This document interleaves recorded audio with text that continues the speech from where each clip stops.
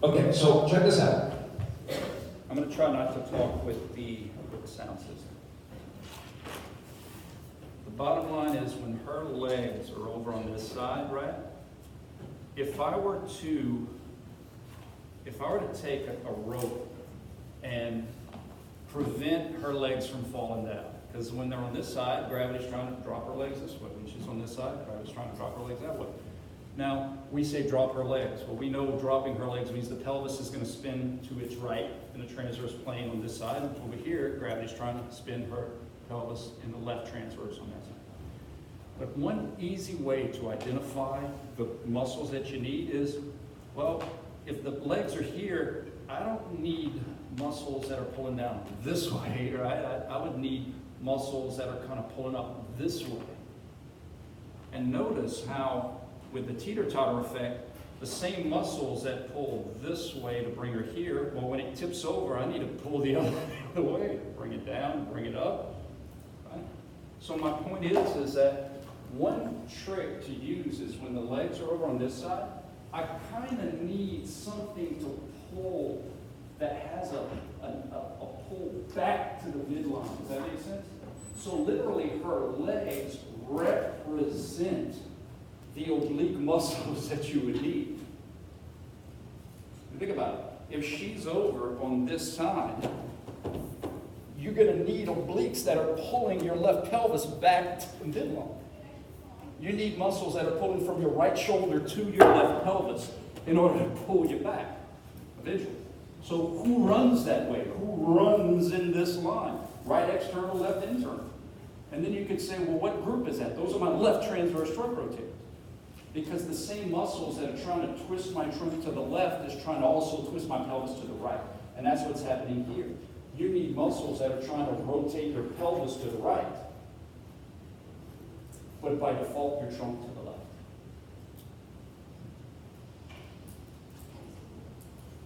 Okay? Here's another technique. If that didn't work for you, that's okay. Here's another technique. This is straight from 310. External force is trying to do what? Well, it's trying to spin the pelvis to the left. But by default, it's trying to spin the trunk to the right.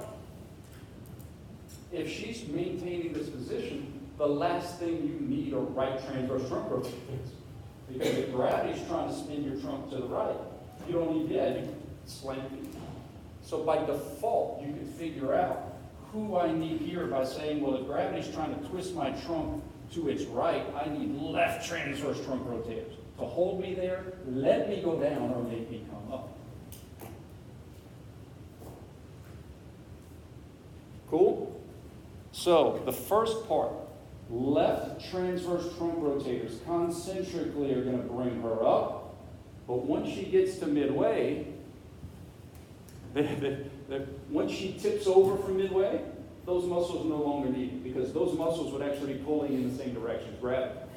The left transverse trunk rotators are going to turn off, and then the right transverse trunk rotators are going to turn on because now we have a different external force trying to cause different motions of the trunk and the pelvis. So now, when she gets over to the right side, it's going to be right transverse trunk rotators working eccentrically to allow the left, and then concentrically to make the trunk stand to the right. Now, everyone's fun and exciting game. This is the next conversation I want y'all to have in y'all small groups. Can you please identify to me when and where the rectus abdominis can be useful? When can we give it a call to say, hey, dude, we need a little extra help here?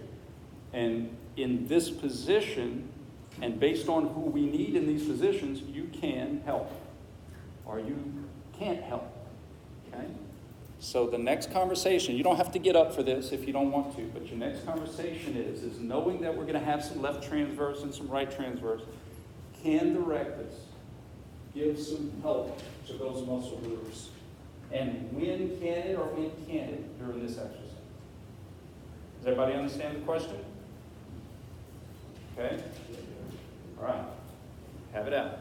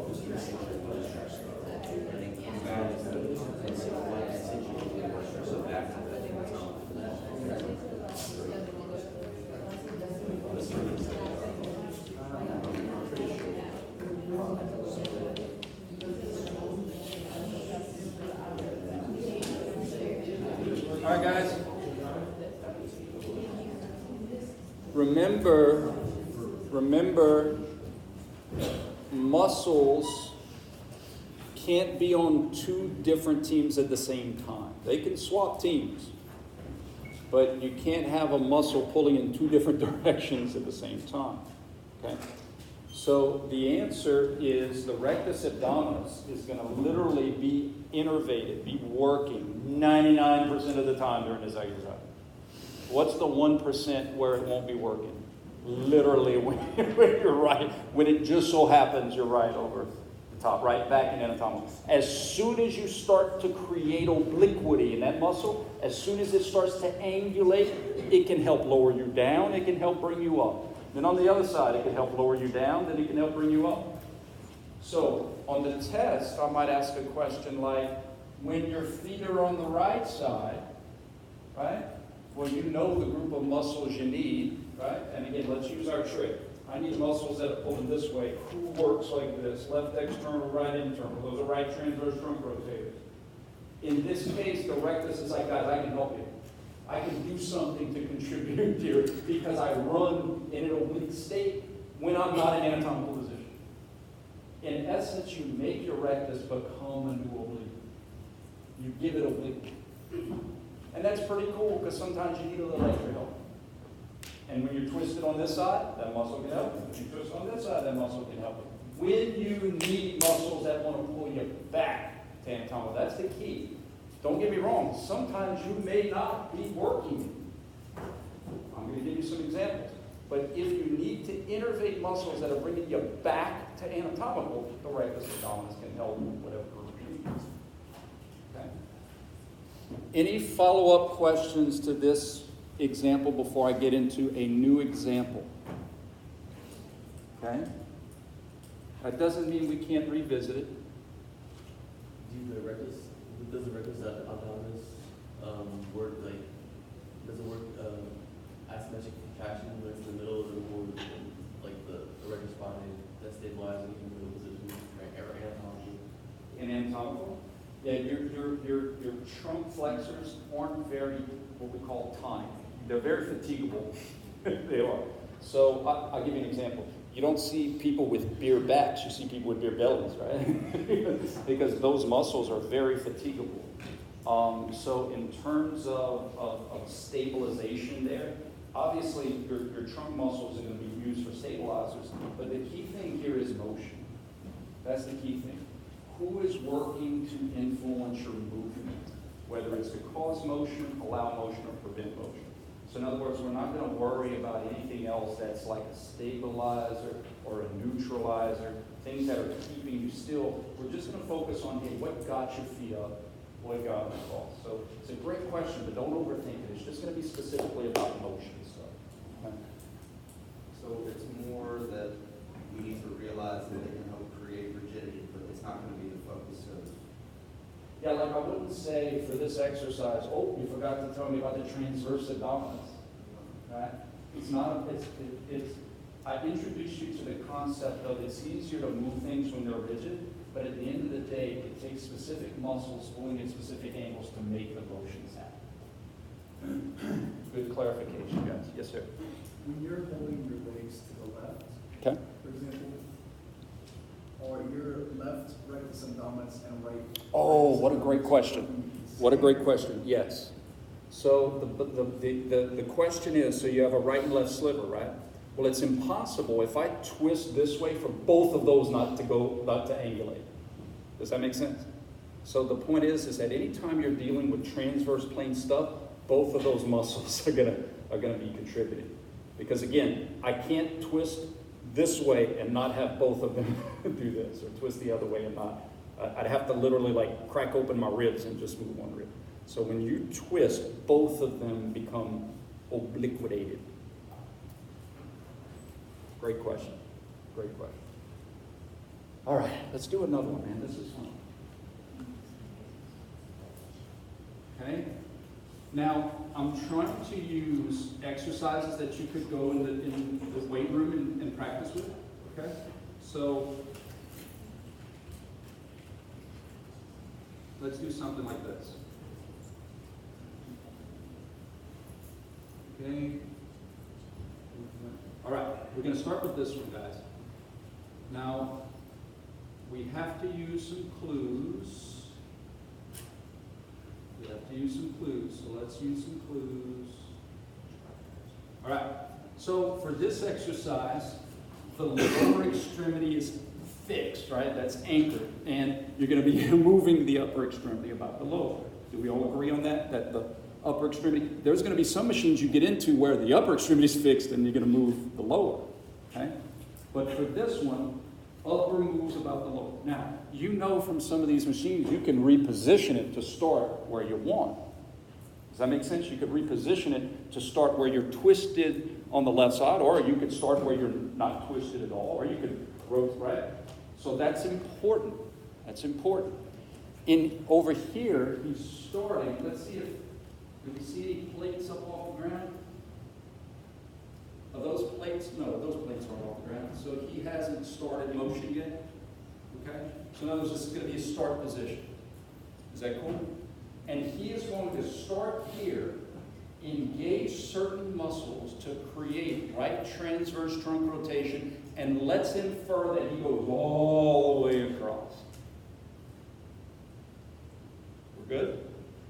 Starts in a position of left transverse trunk rotated, and he's going to right transverse trunk rotate the entire way across. Here's the specific question. Which group of muscles is he going to make a phone call to, specific muscles, and then when can the rectus help and when can't the rectus help? When is the rectus in a position to help those muscles, and when will the rectus no longer be in a position to help those muscles? We're good? Discuss. Oh, keep in mind, your chair swivel. I mean, you may have to use a little external force, but your chair swivel. Oh, don't worry about the chair swiveling. That's for the next example. Sorry. Keep those chairs still. That's for the next one.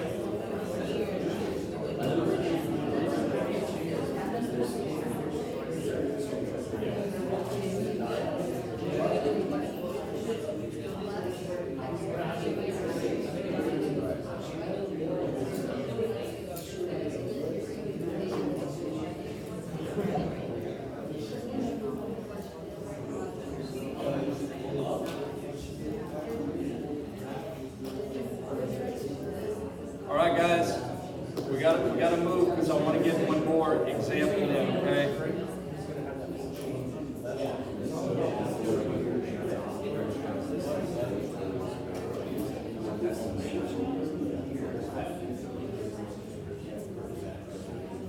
All right, guys, here we go. I don't mean to rush it, but I want to get one more example in. Okay. We have to use some inference. Obviously, I don't have the machine with me, so we have to just imagine something's trying to, right? Something's trying to make me twist to my left. I know not right at the beginning, but 99% of that range of motion, something's trying to bring me back to where I started, right? Okay. Awesome. So I'm going to need right transverse trunk rotators the whole time, whether it's to make me twist to the right or to let me go back to the left. Now, the way I want you to think about this is I'm going to have some all the time right transverse trunk rotators. In other words, muscles that always pull that way. What are the all the time right transverse trunk rotators? Left external oblique, right internal oblique, right erector spinal. Those are the ones that are going to be working in the entire range of motion, concentrically to make me twist to the right. Then the same muscles are going to be working eccentrically to let me twist to the left. Because remember, if I turned all the muscles off, right, and we don't want to whop out. The rectus abdominis. The rectus abdominis, guys, remember, if I'm here, it's straight. When I twist to the right, my sternum gets further away from my pubis in the transverse plane. It wants to pull me back to anatomical position. I say wants to. It can pull in a direction and bring me back to anatomical. So my point is those right transverse trunk rotators have the rectus in this first 90 degrees of rotation, in this first phase of rotation, bringing me from being twisted to my left to anatomical position. The rectus can help in this first part, which actually makes a lot of sense. What's the hardest thing about moving furniture? Keeping it going or just getting it going? Getting it moving is the hardest part. So it makes sense that I have this extra muscle to help me get it going. And then once I have it going, I don't need as much help to keep it going. From anatomical position to twist it to the right side, my rectus can no longer do anything for me. You know why? Because the rectus can only shorten while try to shorten with concentric work, right? Don't you agree that I still have concentric work going here? But as I have concentric work, what's happening to the rectus? It's being lengthened. Those two things don't jive. I can't have concentric work when a muscle is being lengthened. Here I had concentric work and the muscle was being shortened. That jives. But I can't have concentric work when something is being lengthened. So when I get to anatomical position, the muscle can't push me to the right. So it's going to turn off. It can't contribute anything. My all the time right transverse trunk rotators are going to just continue that momentum to get me to the other side. So here's the point. If it can't work here to there concentrically, guess what? It still can't work from here to there eccentrically. Because I know I have eccentric work, right? But guess what? The rectus is now shortening. And I can't have those things work together. I can't have eccentric work with shortening. Once I get to anatomical, however, now all of a sudden I still have eccentric work, but now the muscle is starting to be lengthened. The rectus can again help me. In other words, the rectus can help me anytime I need right transverse trunk rotators and I'm twisted to the left. Whether that's to make me come home or to let me leave home. It can pull in that direction. Here, it pulls this way. Well, guess what? I still need muscles that are pulling that way. That don't drive. So that's pretty cool. That's next level stuff. Knowing that in certain ranges of motion, I may have some extra muscles that are helping or not. That can be very useful. Indications, contraindications. Knowing when muscles are helping, when they can help, and when they can't help. Follow-up question to that, or did I answer it with good deal? And guys, again, all questions are welcome and encouraged. Now, the last one I want to get to, we may not be able to have time to discuss it today, but good Lord, I want to plant that seed for y'all to go into the weight room, because we have this exercise in the weight room. Now, this is a little different, because now your upper extremity is anchored and fixed, right? Now we move the pelvis. Right? We're moving the pelvis. But it's still, bless you, it's still going to take trunk muscles to do that job. Does that make sense? In other words, you're still influencing trunk motion. This is the one I wanted to tell you that your seats can make. All right, let's look for clues. I see the weight stack touching. That tells me she hasn't moved yet. This is her start position. Okay? Now, her start position, what's the position of her trunk? She's twisted to her right. Right? Even though her pelvis is left, her trunk is right. So she goes from being right transverse trunk rotated, if she does an entire range of motion, to being left transverse trunk rotated. So again, the same type of question. Which muscles, the all the time muscles, will she engage? And then the second question is, when can the rectus help and when can the rectus not help? We're going to carry that question over on Wednesday, okay?